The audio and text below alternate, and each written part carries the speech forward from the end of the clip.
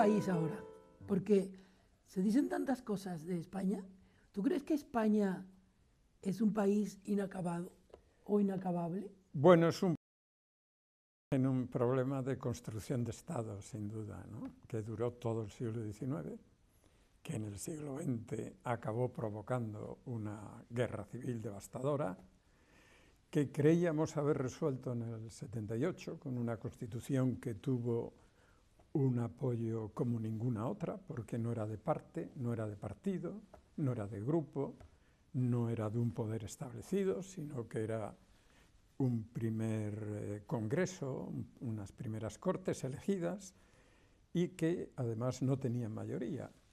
Y entonces, si ahora se vuelve al debate constituyente, lo que se puede apreciar es, en principio, un entusiasmo contenido. O sea, están todo el mundo, vascos que después se separan, digamos, se abstienen pero después de haber conseguido lo que pretendían.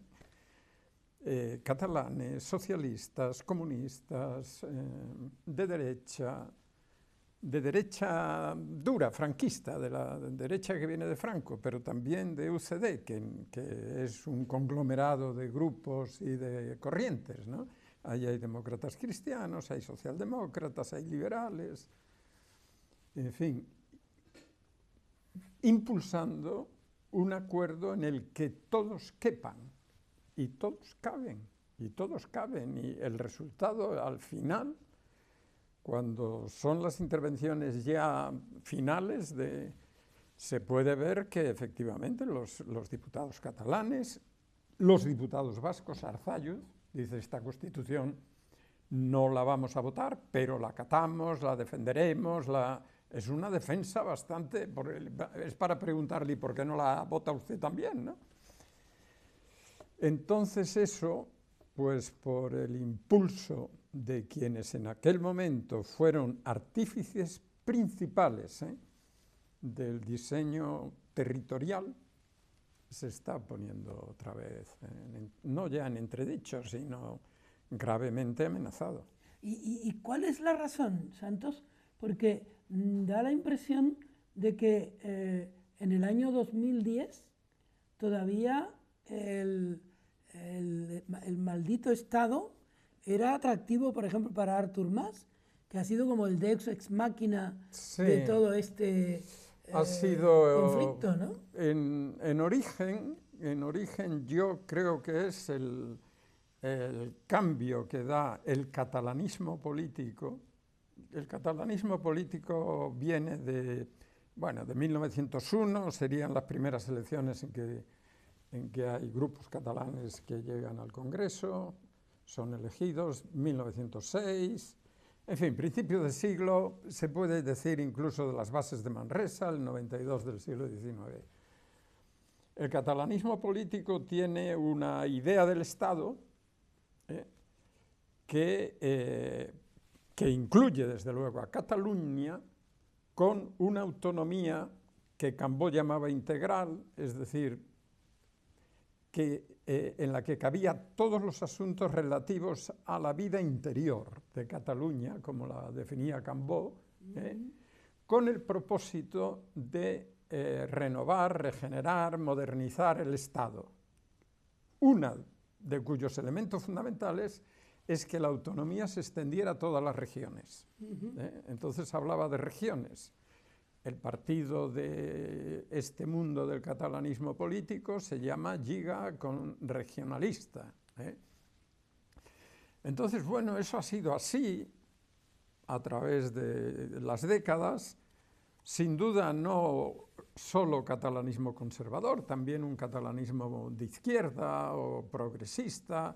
El catalanismo ha tenido muchas vertientes, muchas corrientes, ¿no? Pero en una cosa estaban los catalanistas, el catalanismo político, de acuerdo, y es que tenían una función que desempeñar en el Estado, en el interior del Estado. Y esa función se definía como democratización, se va definiendo como democratización, modernización, que incluía el reconocimiento de la autonomía para todas aquellas regiones que lo desearan.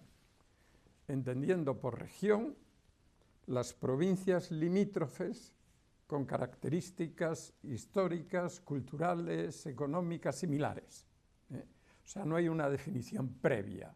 Hay ahí, como muy bien decía la Comisión Jurídico-Asesora, que es la que prepara el anteproyecto de Constitución Republicana, hay un deseo, el deseo de las provincias limítrofes de constituirse en región. Bueno, esto ha sido así durante más de un siglo. Hasta hay un discurso de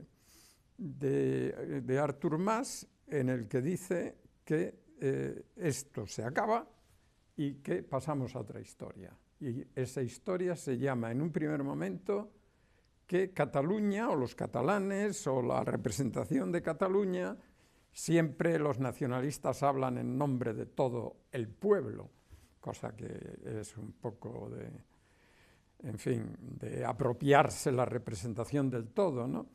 Pero hablando del catalanismo en un discurso, en fin, que bueno, es ante 3.000 personas, tiene todas las características de una renovación o refundación del catalanismo político, adopta la política del derecho a decidir, que no procede del catalanismo político, más bien es del nacionalismo vasco. Porque todo lo que se había hablado antes de autodeterminación de los pueblos, que era un concepto que abarcaba a todos los pueblos de España, se refería claramente a lo que se llama, en términos constitucionalistas, autodeterminación interna, es decir, el tipo de relación que van a tener con el resto de los pueblos de España, que era como se llamaba en el exilio, como se llamó tradicionalmente, ¿no? Eso después fueron nacionalidades y regiones.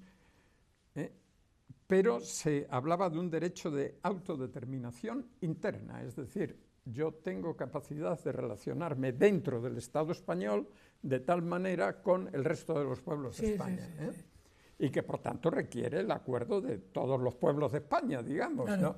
Ahora, en tu libro, tú haces una cronología de todo lo que ha pasado en Cataluña, sí, e incides en lo que pasó después de que el Estatut de Maragall, por así decirlo, fuera cepillado, como dijo muy desacertadamente, a mi juicio. Desgraciadamente, desafortunadamente. Sí, tú no sé qué adverbio utilizas, pero algo parecido. Algo parecido. Alfonso Guerra. Sí. Pero lo cierto es que luego, como te decía antes, siguieron colaborando. Claro. El Partido Popular y el gobierno de la Generalitat, ¿no? No, porque esto ya es 2006. El 2010 hubo todavía acuerdos parlamentarios, lo dices tú en el libro. Hay acuerdos, pero a partir del 2010, este discurso es del 2010 o 2011, me parece, este discurso a que me refiero. Un punto de inflexión es la sentencia del Tribunal Constitucional. Sin duda. En la redefinición de lo que pretende el catalanismo. Porque no por la sentencia en sí, sino por la respuesta que hay a la sentencia casi inmediatamente. Sí. O sea, es el conjunto que es una respuesta que no está programada, organizada o intencionadamente vamos a responder a esto, ¿no? Es la primera, es una respuesta bastante que surge como un profundo malestar, ¿no? Hay que tener en cuenta que ya la crisis económica ha dejado sentir sus efectos y que se está procediendo también desde el Estado, pero también desde las comunidades autónomas al famoso recorte, ¿no? Que afecta realmente a la vida de la gente. Sí. Entonces, bueno, en ese marco, estoy hablando de 2010, 2011, hasta las elecciones del 2012, es el giro de la reivindicación del derecho a decidir acompañado de lo que en principio se llama construcción de estructuras de Estado. Ese es el punto de ruptura, o sea, no es un momento, son 2 años. Pero desde el punto de vista de lo que es la pureza democrática, que muchas veces se invoca Inglaterra, Escocia, etcétera, lo cierto es que nunca en ninguna elecciones han conseguido la misión plebiscitaria. Claro. ¿Por qué insisten?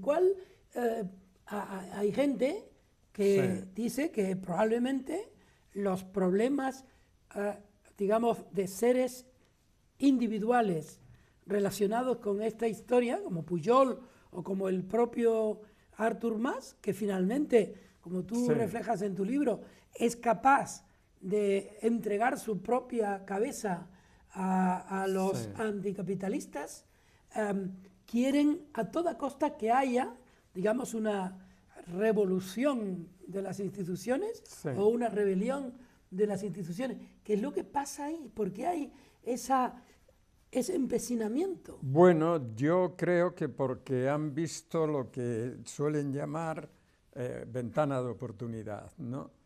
Es decir, eso es a partir del 2015, de las elecciones del 2015. A esas elecciones van conducidos en buena medida por los resultados de aquella consulta, en el que vieron que había una masa ya en punto de fusión, cerca de 2 millones de votantes, que van a una consulta que, bueno, fue como no admitida pero dejada, no admitida legalmente, pero se dejó que se votara. No hubo intervención policial como en la desgraciada fecha del 1 de octubre. Y ahí hay la confluencia de lo peor de la crisis que todavía no se está saliendo con los resultados de esas elecciones, que fueron en la propaganda plebiscitarias, porque unas elecciones nunca son plebiscitarias, pero en fin, iba unida la idea, la consigna o el horizonte de que si se obtenía mayoría se iniciaba un proceso de independencia. O sea, ya era un plebiscito por la independencia, por la separación. No fue así.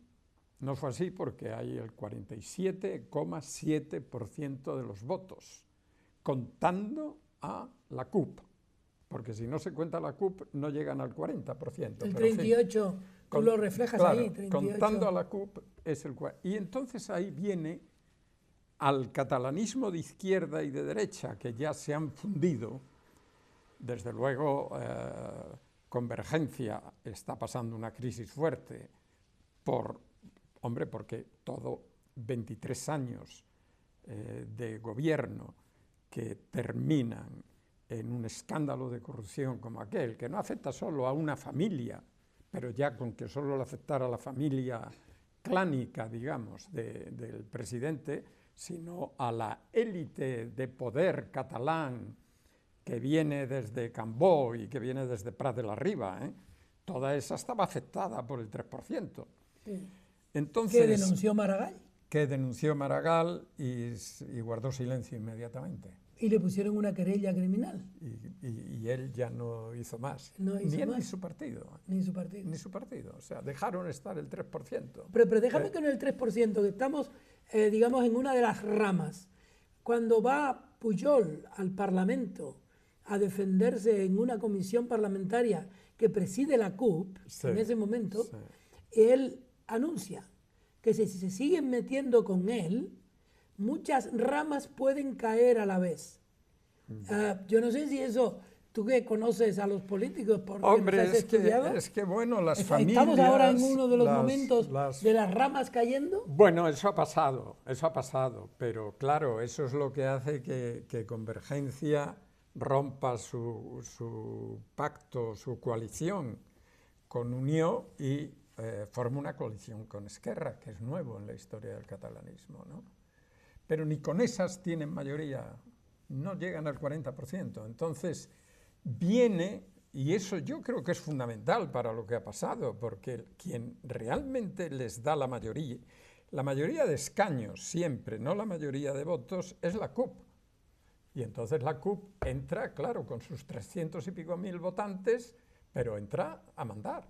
Eso también es nuevo, ¿no? Hombre, esto es nuevo, Inédito. inaudito e insólito. Y el empate para echar a más te habrá sorprendido. Bueno, tú lo pones de manifiesto entre interjecciones, además. Eso, hombre, es que no hay ninguna asamblea de más de 3.000 votantes que divida el voto por la mitad. Vamos, es que eso no pasa ni aunque echemos ni en China los dados. Ni en China pasa eso. No pasa. Eso fue una retirada de quienes lo habían dicho. Antonio Baños dijo claramente: no hemos tenido mayoría y no podemos empezar un curso independentista. Eso lo dijo antes. Lo dijo al conocer los resultados, pero fue eliminado, o se eliminó él. Sí. Digo, ¿tú de qué estás hablando? Si nunca hemos tenido la posibilidad de alcanzar de un salto tanto poder. Porque vamos a ver, los partidos son instrumentos de poder y los partidos buscan poder. Y el poder, si se produce un vacío, se llena. O sea, no hay posibilidad ninguna de que el poder no se ocupe. Entonces ahí había un vacío de poder, porque se habían quedado con el 38%, porque no tenían mayoría. Entonces le das el poder, pero te quedas con la capacidad de decisión. Y la capacidad de decisión entonces produce la fusión de un movimiento que es libertario, comunitario, popular, etcétera, que viene muy de bases, de eso que llamamos bases de partidos o de movimientos, con élites políticas formadas. Y ese es el conglomerado que ha producido... Sin un mandato claro hay cosas que no se pueden hacer. Fue cuando los escaños, luego vino la asamblea de los militantes. Pero tú has hecho un libro que es impresionante. Bueno, ese es el fin del libro. Sí. Es el fin del libro, pero es el momento que estamos viviendo. Es el fin porque ahí... Eso advierte de tu carácter de periodista, que eres capaz de contar al final del libro lo que está pasando. Ya me hubiera gustado ser también periodista. Como Aznar. No vengo ni de familia, no, mi abuelito sí trabajó, mi abuelo paterno trabajó en el Diario de Cádiz y le dieron incluso una nominación de hijo adoptivo, algo así, sí. En el Diario de Cádiz creo que era. ¿Ah, sí? Sí, mi abuelo Ernesto, o sea, Eduardo. Bueno, tú tienes un espíritu bastante periodístico, sí, pero a lo que yo iba, y esto te ha hecho sentir momentos graves de la historia de España, algunos de los cuales, como la transición misma, los viviste. También la muerte de Franco y la represión franquista, que eso sí que era represión, imagino, mucho más que la que ahora se no es una cuestión de grado, no tiene nada que ver. Ahora no hay represión. No, exacto. No hay represión, lo que hay es que ante todos esos procesos de la vida española, tan duros, muchas veces habrás tenido distintos estados de ánimo. Sí. ¿Cuál es tu estado de ánimo con respecto a este momento concreto de este país? Bueno, hombre, un poco de amargura, la verdad. Cierta amargura, cierta, pero no paralizante, Es decir, no se me acaba la curiosidad por ver cómo se van formando los procesos históricos, ¿no? Y supongo que si sigo trabajando, pues el próximo tendrá que ver con todo esto que nos ha pasado en los 40 últimos años, ¿no? Más que aquí, porque aquí solo he metido aquello que tiene que ver con el discurso sobre la transición, porque Ana Gabriel, cuando habla de que, en fin, hay que pasar a un proceso constituyente, lo que hace es la transición fue un candado, el 78 es un regimental, ¿no? Es decir, todo esto que ha venido construyéndose en torno al régimen de la transición, de manera que aquí solo miro, digamos, al sesgo lo que está pasando, pero quiero meterme con la sustancia en sí misma. Tienes un capítulo que se llama, ¿cómo se habló entonces? Después de Franco, ¿qué? Sí. El otro día estuve con un joven que fue de Podemos y que tiene 40 años. Y le dije, ustedes han dicho que la transición fue un desastre. Dice, no, ahora no lo decimos. Ya no lo dicen. Bueno, pero después de este momento, le dije, ustedes tendrían que propiciar que esto no acabara mal. ¿Cómo puede, él tiene 40 años, mi hija tiene 44 años, tú tienes hijos de la jóvenes, misma edad, de la misma edad, 40, edad, 42, sí. ¿Qué legado deberían ellos dejarles a sus hijos? Hombre, pues yo creo que ahora se ha hablado mucho de ellos, precisamente. Podemos salió a la escena hablando de la necesidad de un proceso constituyente, de un nuevo sujeto constituyente o tal, ¿no? Yo creo que esta generación y la inmediatamente anterior, porque no es solo es decir, la gente que tiene entre 40 y 55 años, hoy se encuentra con un Estado constituido y con unos poderes del Estado constituidos, que son, las hemos llamado comunidades autónomas, ¿no?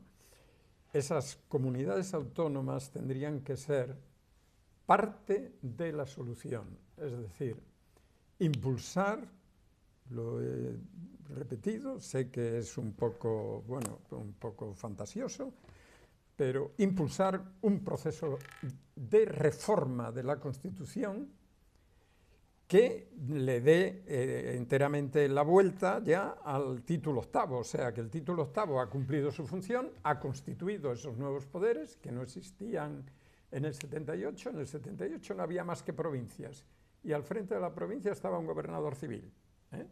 Es decir, es que nos hemos olvidado también, ¿no? Ahora hay poderes constituidos. Bueno, pues esos poderes constituidos, junto con el Congreso, que es la representación de todos, deberían buscar la fórmula de impulsar una profunda reforma constitucional en lo que significa la estructura territorial del Estado, porque las cuestiones de derechos y demás, eso tiene fácil, digamos, fácil acuerdo. El problema es la estructura territorial, es el problema que tenemos desde el siglo XIX y que ha recorrido todo el siglo XX, ¿eh? Y que debe tener en cuenta lo construido desde la transición. Oye, Santos, debo decirte que a mí me parece que este libro, Transición, Historia de una Política Española, 1937-2017, no sé si tú habías nacido en el 37. Me quedaban 3 años, pero en fin, por, soy hijo, por nacer, ¿no? Soy hijo de la guerra. Exacto, yo también. Soy hijo de la guerra. Yo soy hijo un poquito más joven. Pequeño, tú eres hijo pequeño pero, pues de la guerra. Este libro yo creo que es parte de la solución. Gracias. Pues hombre, a ti por este rato de charla.